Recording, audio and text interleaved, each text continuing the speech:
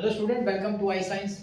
तो physics 12th derivations का जो सीरीज चल रहा है उसी में मेरा ये अभी फिजिक्स का 4th चैप्टर है आपके लिए आज के वीडियो में, जिसका नाम है थर्मोडायनामिक्स। तो आज हम लोग थर्मोडायनामिक्स में जो इम्पोर्टेंट डेरिवेशंस हैं वो करने वाले हैं। कुछ ज़्यादा डेरिवेशन में है नहीं, बहुत कम डेरिवेशंस हैं। चलिए देखते हैं पहला वाला डेरिवेशन। पहला डेरिवेशन है derive N expression for the work done by the system inside a cylinder. अभी एक चीज समझ लीजिए, work done by the system का मतलब है कि जो सिलेंडर होगा ना वो एक्सपैंड होगा। अगर होता work done on the system तो सिलेंडर कॉन्ट्रैक्ट होगा, कॉम्प्रेस।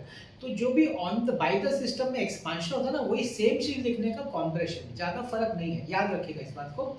लेकिन आपसे वो लोग जनरली कॉम्प्रेशन नहीं पूछते, पूछेंगे तो एक्सपांशन ही पूछेंगे, work done by the system अगर पूछा तो उसके लिए हमने क्या किया, देखिए आपके सामने एक सिलेंडर है, ये पिस्टन है, अंदर गैस है, हमारा सिस्टम है, और इस सिलेंडर का पिस्टन का जो क्रॉस सेक्शनल एरिया ए है। तो हम ये पता करेंगे कि जब सिस्टम वर्क करेगा तो क्या होगा, पिस्टन पे फोर्स अप्लाई होगा, प्रेशर अप्लाई होगा। पिस्टन पे जब फोर्स और प्रेशर अप्लाई होगा तो पिस्टन पुश होगा बाहर की तरफ, तो सिलेंडर का जो वॉल्यूम है वो एक्सपैंड होगा। उस समय जो वर्क होगा उसका फॉर्मूला चाहिए, वही एक्सप्रेशन डिराइव करना है। आई होप आपको एक क्वेश्चन समझ में आ गया होगा। तो चलिए सबसे पहले मैं लिख देता हूँ ये जो डायग्राम ड्रॉ किया उसके बारे में। क्या लिखते हैं हम लोग, कंसीडर अ सिस्टम, जो कि हम लोग यहाँ गैस बोल सकते हैं, enclosed in a cylinder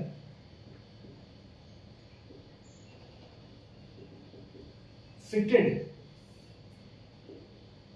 with a massless, frictionless, movable piston of cross-sectional area E। तो ये पहले मैंने बता दिया कि एक पिस्टन से कनेक्टेड है, क्रॉस सेक्शनल एरिया जिसका ए है। एक और चीज बता देंगे, late P, V and T denote the pressure, volume and temperature of the system। ये आपने इनिशियल पॉइंट लिख दिया। अब हम अपना एक्सपेरिमेंट स्टार्ट करेंगे, मतलब अब हम बोलेंगे कि अब जो है सिस्टम जो है वर्क करेगा मतलब वो पिस्टन पे फोर्स अप्लाई करेगा। Please get this point, piston पे फोर्स अप्लाई करेगा जिसकी वजह से सिलेंडर का वॉल्यूम एक्सपैंड होगा, मतलब इंक्रीज होगा। तो मैं लिखता हूं, suppose the system does work due to which force is exerted on the piston and the volume resulting in increase in volume of cylinder। तो क्या हुआ, सिस्टम वर्क कर रहा है जिसकी वजह से फोर्स अप्लाई होगा पिस्टन पे, पिस्टन पुश होगा और सिलेंडर का वॉल्यूम बढ़ेगा। तो पिस्टन कितने से पुश हो रहा है, मैंने dx लिखा, वो मैं लिख देता हूं, let the piston move by a very small, आप इन्फिनिटेसिमल स्मॉल भी बोल सकते हैं, by very small distance dx। ठीक है, ये हमारा पहला हो गया। ये एक्सपेरिमेंट स्टार्ट हुआ है, वर्क किया हुआ सिस्टम ने, पिस्टन को पुश किया, पिस्टन आगे शिफ्ट हुआ और सिलेंडर का वॉल्यूम बढ़ गया। अब हम वर्क डन निकालेंगे क्योंकि वही हमारा क्वेश्चन है। तो वर्क डन dw क्यों, क्योंकि बहुत कम डिस्टेंस पे हुआ ना। तो वर्क डन का फॉर्मूला होता है Ftx, ठीक है ना, जो फोर्स अप्लाई हो रहा है पिस्टन पे। बट F का फॉर्मूला क्या होता है आप जानते हैं, प्रेशर इनटू एरिया। क्योंकि प्रेशर होता है फोर्स अपॉन एरिया, तो फोर्स हो जाएगा प्रेशर इनटू एरिया, तो force is equal to pressure into area. तो सब्स्टिट्यूट करते हैं, therefore dw is equal to pressure into area into dx, but what will be a dx? a dx will be dv, और dv क्या होगा? dv इज increase in volume of cylinder, therefore dw is equal to pdv।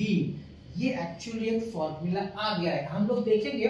आपने देखा होगा कि जो kinetic theory of gases and radiations है उसमें एक जगह पे डेरिवेशन में ये फॉर्मूला यूज होता है, dw is equal to pdv, ये फॉर्मूला यूज होता है। वहां पे ये बताया गया कि ये फॉर्मूला थर्मोडायनामिक्स में डिराइव हो चुका है, यही इसी तरीके से डिराइव होता है formula dw is equal to pdv, ठीक है ना। तो ये डिराइव होता है जब आप मेयर रिलेशन डिराइव करते हैं, मेयर रिलेशन रखिएगा, काइनेटिक थ्योरी ऑफ गैसेस में जो मेयर रिलेशन उसमें ये फॉर्मूला यूज होता है, डायरेक्टली होता है। यहाँ पे हम वो चीज डिराइव कर रहे हैं। इसको और थोड़ा सा आगे कंटिन्यू करना है, वैसे तो ऑलमोस्ट हो गया, फिर भी थोड़ा सा एक्स्ट्रा और लिखना तो लिख सकते हैं। If Vi is the initial volume and Vf is the final volume of cylinder, then total work done W will be equal to integration। अगर आपको सपोज इनिशियल तो छोटा छोटा स्टेप्स है ना, dx मतलब छोटा सा, और dx छोटा छोटा सब ऐड करेंगे वर्क डन, तो टोटल करने के लिए आपको इंटीग्रेशन करना पड़ेगा, क्योंकि जो एडिशन है वो कंटीन्यूअस एडिशन है। तो it be from initial volume vi to final volume vf pdv। अब p तो कांस्टेंट है और dv का इंटीग्रेशन होगा vi टू vf, तो हो जाएगा p, पहले अपर लिमिट सब्स्टिट्यूट होगा vf माइनस vi। तो ये भी एक तरीके से फॉर्मूला लिखा जा सकता है, जो न्यूमेरिकल्स में ये फॉर्मूला बहुत ये भी यूज होता है। फॉर्मूला बहुत बार जो न्यूमेरिकल्स में होता है वो ये वाला फॉर्मूला होता है वर्क डन का। तो इस तरीके से 2 मार्क का है, ज्यादा बड़ा है नहीं, थोड़ा सा लिखना है, नहीं तो लिख जो मैथमेटिकल पार्ट इससे बहुत ही कम है। इसका एक बेनिफिट ये है कि यहाँ तो पूछा नहीं पूछा ठीक है, लेकिन इसके बाद वाला जो मैं डेरिवेशन डिस्कस करने वाला हूँ ना, वो 2 बार पूछा बोर्ड एग्जाम में, और उस डेरिवेशन में ये फॉर्मूला यूज होता है। ये जो हमने यहाँ डिराइव किया ना, ये फॉर्मूला सेकंड नेक्स्ट डेरिवेशन में यूज होता है, जो कि बोर्ड एग्जाम में 2 बार पूछा है। तो चलिए देखते हैं हमारा सेकंड डेरिवेशन।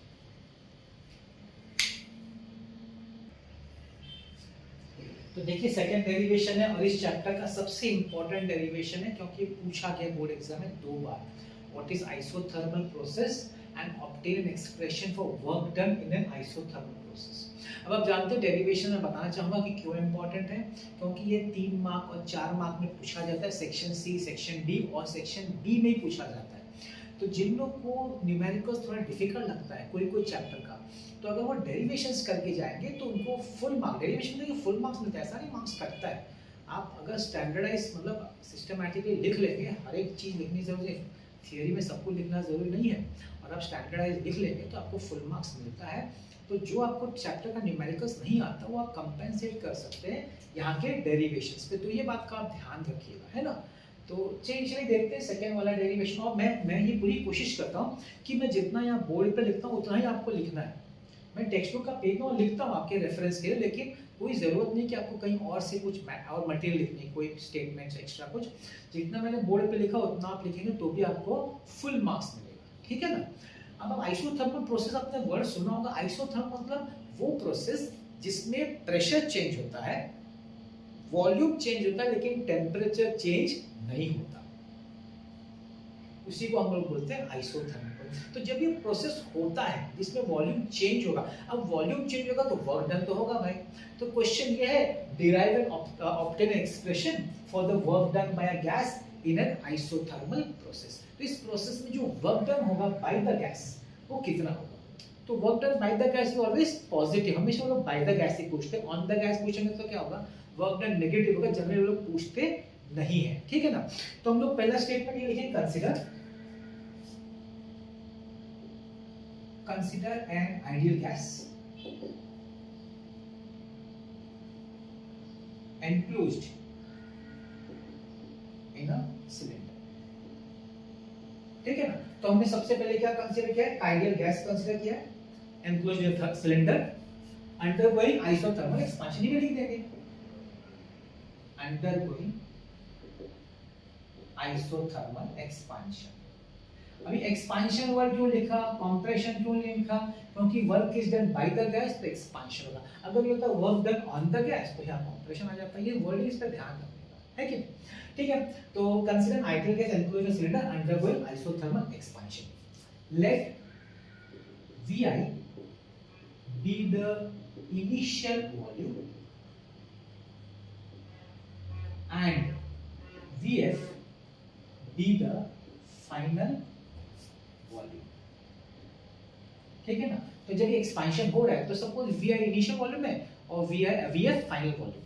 अच्छा, हम सबसे पहले क्या लगते हैं, हम सबसे पहले एकदम स्मॉल, एकदम infinitesimally isothermal expansion. Let dW be the work done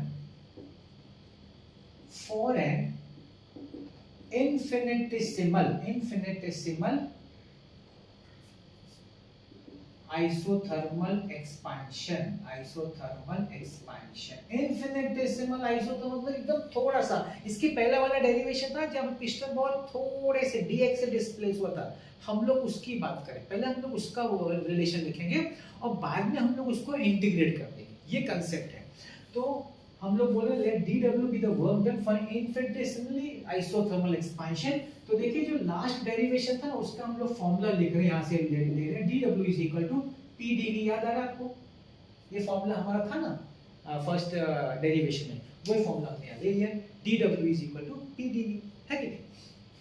तो the total work done, therefore total work done in increasing the volume from Vi to Vf is, अब हम टोटल वर्क डन निकालें तो टोटल वर्क डन निकालने के लिए integration करना पड़ेगा, इंटीग्रल pdV Vi से लेके Vf, ठीक है ना। अब हम लोग यूज करते हैं आइडियल गैस इक्वेशन। ध्यान दीजिए, ideal gas equation using ideal gas equation. क्या है हमारा ideal gas equation, PV is equal to nRT। तो P क्या हो जाएगा, P will be nRT upon V। So let's substitute करते हैं। Therefore work done is equal to Vi से Vf, P की जगह लिखेंगे nRT upon V dV। अभी इसमें n कांस्टेंट है, नंबर ऑफ मोल जो होगा गैस का वो तो कांस्टेंट रहेगा। R is a universal gas constant, isothermal है तो टेम्परेचर भी कांस्टेंट है, सबको बाहर निकाल दो। nRT integral 1 upon V dV Vi से लेके Vf nRT। now what is the integration of 1 upon x, 1 upon x का इंटीग्रेशन log x, तो नेचुरल लॉग होगा तो लिखेंगे ln V with in the limit Vi से लेके Vf। बस नेक्स्ट स्टेप में फॉर्मूला आ जाता है nRT, तो इसको लिखा जाएगा ln Vf, पहले upper limit minus ln Vi। अभी log माइनस log का फॉर्मूला क्या है, log m माइनस log है, it is log of m upon x। तो ये लिखा जाएगा nRT ln Vf upon Vi।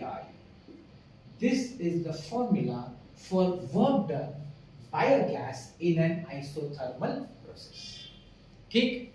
So I hope it simple. Exam में 2 बार पूछा था, 3 मार्क के लिए पूछा है। 1 मार्क मेरे ख्याल से आधा मार्क डेरिवेशन का होगा क्योंकि एक लाइन का उसका डेफिनेशन का होगा, और ये 2 से 2.5 मार्क आपका डेरिवेशन का होगा, ठीक है। तो इस चैप्टर का सबसे इंपॉर्टेंट वाला ये है। एक और है डेरिवेशन, वो भी कर लेते हैं, एडियाबैटिक प्रोसेस का है। जैसे वर्क डन फॉर आइसोथर्मल है ना, वैसे वर्क डन फॉर एडियाबैटिक भी है। पूछा तो नहीं है लेकिन क्या भरोसा, कभी पूछ ले। चलिए देख लेते हैं work done for an adiabatic process.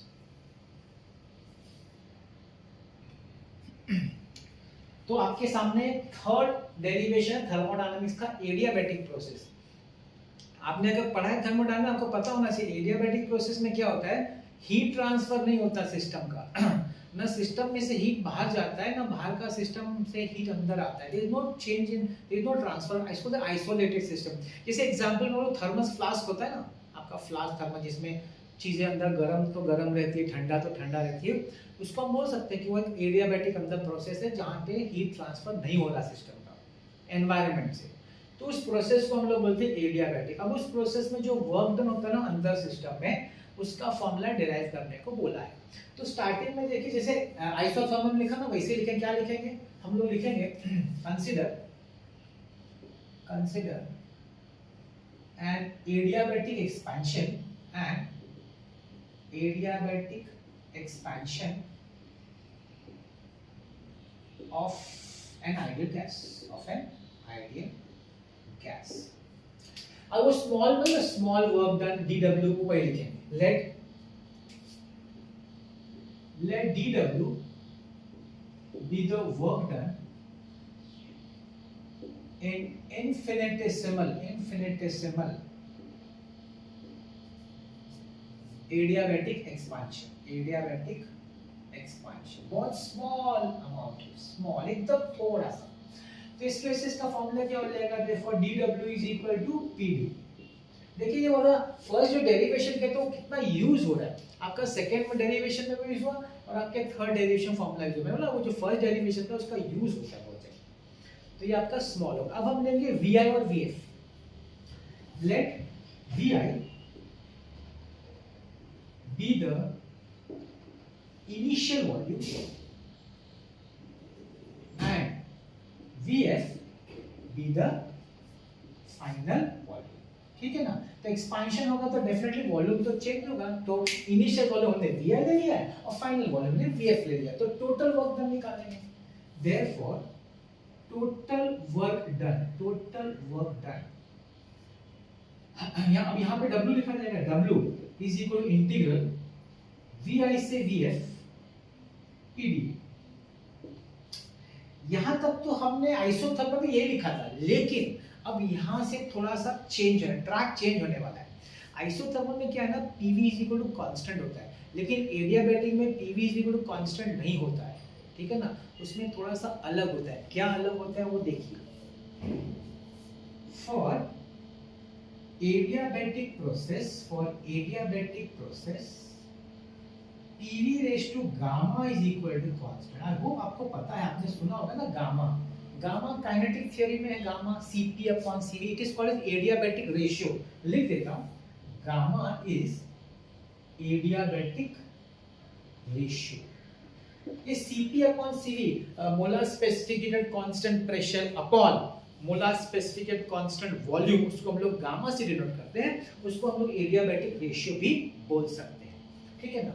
तो ये कांस्टेंट को मैं C ले लेता हूं, इज इक्वल C से सपोज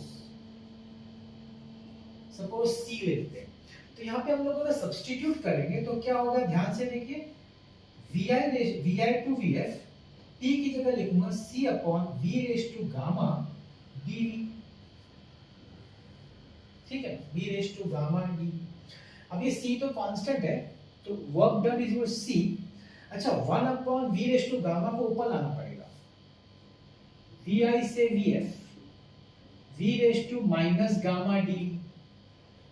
अच्छा, ये x रेज़ टू n का integration, it is x raise to n+1 upon n+1, तो ये हो जाएगा C V raise to minus gamma +1 upon minus gamma +1 within the limit VI से VF। अब ये इसको 1 माइनस गामा करके बाहर निकाल दो, क्योंकि वो तो कांस्टेंट है, C अपॉन 1 माइनस गामा। अच्छा, इसको भी क्या करो, नीचे लिख लेते हैं, 1 upon V raise to 1 minus gamma within the limit VI से VF। अब सब्स्टिट्यूट करते हैं, पहले अपर लिमिट सब्स्टिट्यूट करेंगे माइनस करके लोअर लिमिट, तो C अपॉन 1 माइनस गामा, तो अपर लिमिट होगा 1 upon VF 1 minus gamma minus 1 upon VI 1 minus gamma, ठीक है। ये हो गया, अब तक इंटीग्रेशन पार्ट हो गया। अब हम लोग क्या करेंगे, ये जो कंसेप्ट है ना फिर यूज करेंगे वापस से। अब देखिए कैसे यूज करते हैं, ध्यान से देखिए। Since PV raise to gamma is equal to constant, which is used to, C it is, therefore VI raise to gamma is equal to VF raise to gamma is equal to C, है कि नहीं, सब बोल सकते हैं। तो ये जो C है, ये C मैं आपको देखिए अलग से लिखा, तो मैं C को अंदर डाल देता हूँ, फिर आपको समझेगा कि और इजी तरीके से। C upon 1 minus gamma, sorry not C, यहाँ C नहीं लिखता हूँ, C upon VF raise to 1 minus gamma minus C upon VI raise to 1 minus gamma. अभी एक C के लिए मैं लिखूंगा PF VF, जहाँ VF है, और एक दूसरे C के लिए मैं लिखूंगा PI VI, क्योंकि दोनों इक्वल है ना। तो जहाँ VI है ना उस C के लिए हम लोग लिखेंगे PI VI, और जहाँ VF है ना उस C के लिए लिखेंगे PF VF। ये सब टेक्स्ट में समझाया, डायरेक्ट लिखा है, तो कई लोगों को समझ में नहीं आता, तो यहाँ देखिए आप समझ लीजिए। तो क्या लिखेंगे, C नहीं लिखेंगे आप, C को अंदर चला गया 1 अपॉन 1 माइनस गामा। तो देखिए यहाँ VF है ना, तो VF है तो हम लोग C का ये वैल्यू लिखेंगे, क्या लिखेंगे PF VF raise to gamma upon VF raise to 1 minus gamma minus, अब ये C के लिए VI है ना, तो उसका PI VI लिखेंगे, PI VI raise to gamma upon VI raise to 1 minus gamma. 1 upon 1 minus gamma, अब ये ऊपर आएगा तो क्या हो जाएगा, 1 माइनस ऊपर 1 माइनस गामा ऊपर आएगा तो क्या हो जाएगा, तो ये साइन चेंज हो जाएगा, है कि नहीं। तो साइन चेंज हो जाएगा तो हम लोग क्या हो जाएगा, ऑलरेडी गामा है तो माइनस का हो जाएगा प्लस गामा, तो VF 1 माइनस गामा। ओके, तो यहाँ पे मेरे ख्याल से PF VF raise to 1 minus 1 plus 2 gamma. एक मिनट, यहाँ पे 1 माइनस, यहाँ पे मेरे से गलती हो गई, आई एम वेरी सॉरी, यहाँ पे गलती हो गई, माइनस गामा प्लस 1 नीचे आएगा तो साइन चेंज होना चाहिए, साइन चेंज होना चाहिए, this should be gamma minus 1। ये ध्यान नहीं दिया मैंने, साइन चेंज नहीं किया, जब मैं नीचे लाया मैंने साइन चेंज नहीं किया, गामा माइनस 1, इसलिए यहाँ पे मुझे वो वैल्यू नहीं आ रहा था जो चाहिए था अपने, gamma minus 1, gamma minus 1, gamma minus 1, gamma minus 1, ठीक है ना। देखिए क्या गलती हो गई ऑनलाइन में, ये जब नीचे लाए तो उसका साइन चेंज, लॉज ऑफ एंडाइसिस से माइनस गामा का प्लस होना चाहिए, प्लस 1 का वो किया ही नहीं था, ध्यान ही नहीं दिया, सेम साइन ले लिया, तो अभी चेंज कर दिया, अभी हो जाएगा। अब देखिए क्या हो जाएगा, ऊपर आएगा तो क्या हो जाएगा PF, ये गामा माइनस 1 ऊपर आएगा तो देखिए क्या VF गामा है, इसका साइन चेंज करने का वो मेरे को ध्यान आएगा, क्योंकि यहाँ नहीं किया था, वो चीज मुझे ध्यान है। फिर ये ऊपर आएगा तो देगा minus gamma plus 1 minus PI VI, ये भी वही हो जाएगा, गामा माइनस गामा प्लस 1, तो 1 upon 1 minus gamma PF VF, क्योंकि ये कट जाएगा, ये 1 बचेगा, माइनस PI VI। देखिए एक तरह का आपका एक फॉर्मूला बन गया, डिराइव हो गया, फॉर्मूला डिराइव हो गया, है कि नहीं, 1 अपॉन 1 माइनस गामा। अच्छा, इसको एक और तरीके से किसी को लिखना है आइडियल गैस के हिसाब से तो भी लिख सकते हैं, बता रहा हूं कौन सा, using ideal gas PV is equal to nRT, ये वाला भी यूज कर सकते हैं। कैसे यूज करेंगे, ध्यान दीजिएगा, वर्क डन। अब इसमें देखिए n और r तो कांस्टेंट है, तो उसको बाहर लिखूंगा मैं, nr 1 माइनस गामा, ये जो PF VF है ना, तो वहां पे हम लोग का TF हो जाएगा, TF माइनस TI। तो इस तरीके से भी फॉर्मूला लिख सकते हैं, ये भी एक तरीका है लिखने का फॉर्मूला। तो दो तरीका है, आप PV में लिख सकते हैं या टेम्परेचर में लिख सकते हैं। तो याद रखिए, ये अगर आया तो थोड़ा लेंदी है, तो मेरे को लगता आएगा तो 4 मार्क के लिए आना चाहिए, क्योंकि लेंदी है। और इसमें एक चीज याद रखिएगा, इसमें ये वाला कंसेप्ट यूज करना है, adiabatic, PV raise to gamma is equal to constant, वो यूज करने के ये प्रॉब्लम सॉल्व होता है या डेरिवेशन आता है। आई होप आपको समझ में आ गया होगा, अगर इस तक आ गया तो अच्छी बात है, आप 3 से 4 मार्क इसमें ला सकते हैं।